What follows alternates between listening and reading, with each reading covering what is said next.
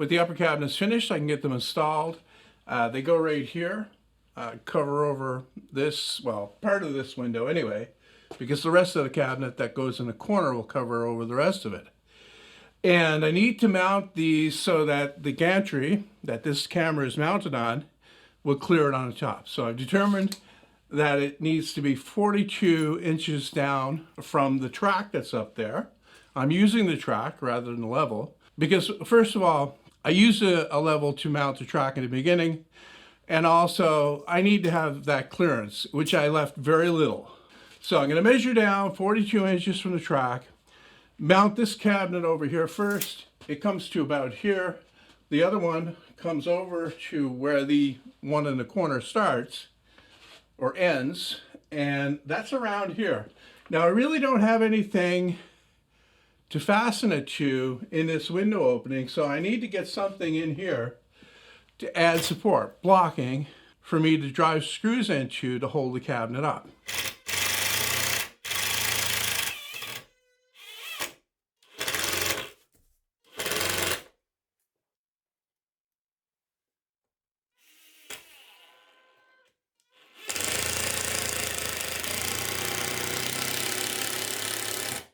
I've got the first cabinet brought over and set up on my miter saw station. I'm going to mark on the inside at least 2 screw holes. I've lined up, like I've determined where the studs are in the wall, and I'm going to mark on the inside where those screws need to go. And that's important because once I get this up, because I'm doing this by myself, now these are not really heavy, so it's not that big a deal, but you really want to have everything prepared before you lift it up and try to screw it in. All right, this is kind of tricky to film.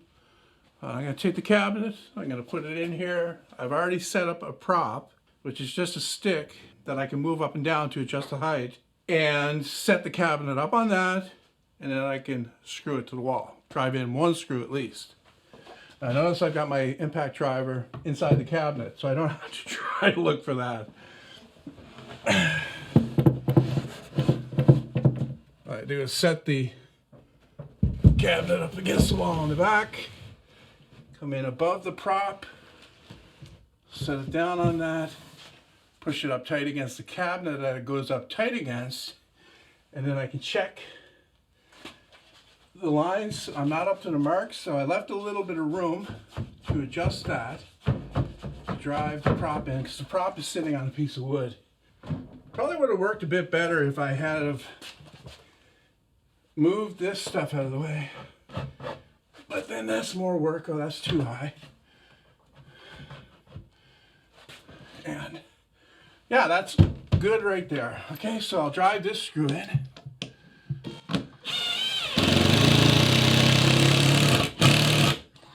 All right, and that'll hold it until I can get my step stool and get up and drive the other screw.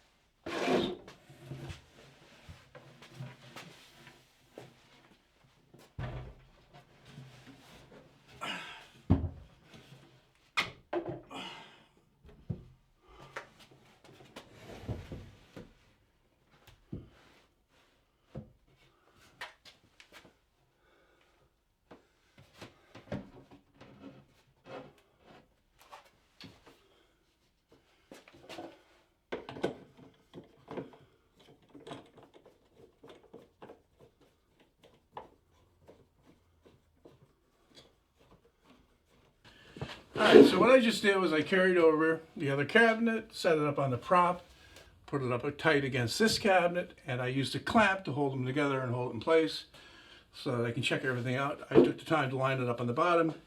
I have another clamp. I'm going to get up here, and these are flush with each other, so I can just clamp those together as they are. But I got, a little bit of a mismatch on the bottom that I need to correct. And loosen this clamp.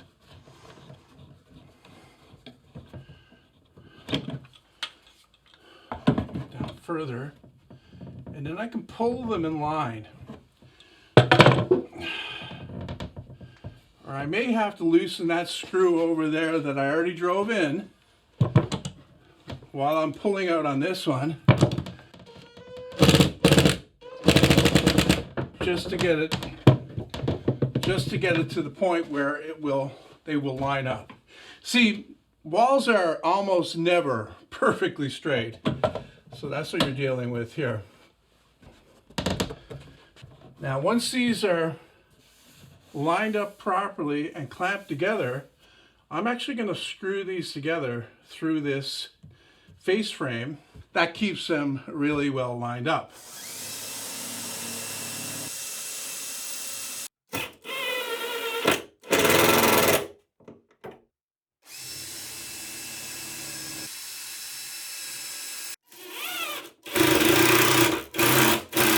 Those screws driven, I still don't have any screws driven into this.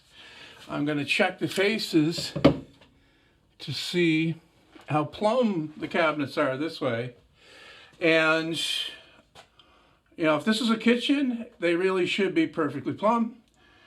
But since this is a workshop, more important than trying to get them perfect that way is that they are all the same, right? Because this looks like a solid box that can't be twisted, but when you put it on a wall and drive screws in, it definitely can be twisted, and it will conform to any twist that's in the wall. So I'm checking it here, and it's looking not too bad. It's acceptable for me in a workshop anyway. And I'm checking it here, and it looks the same. And I'm checking it over here, and it's the same.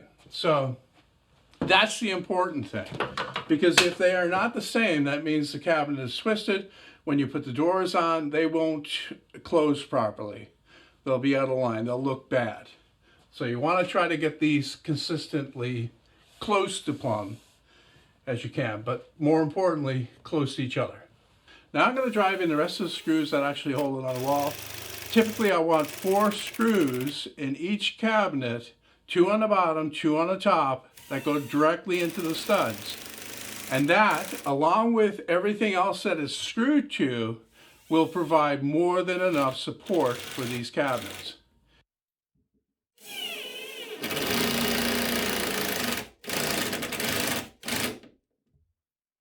I got the last of the screws in. I had to cut a couple shims to put in behind there to maintain that plumbness across the face. What you do is you drive the screw in, see where the cabinet is by putting the level against the face frame, then loosen the screw, put the shim in if it needs to be adjusted. I had to do that here, and I had to do it over here where the wall seems to be tilting out quite a lot. All right, so that fixed that. Now I'm ready to make the doors and put those on.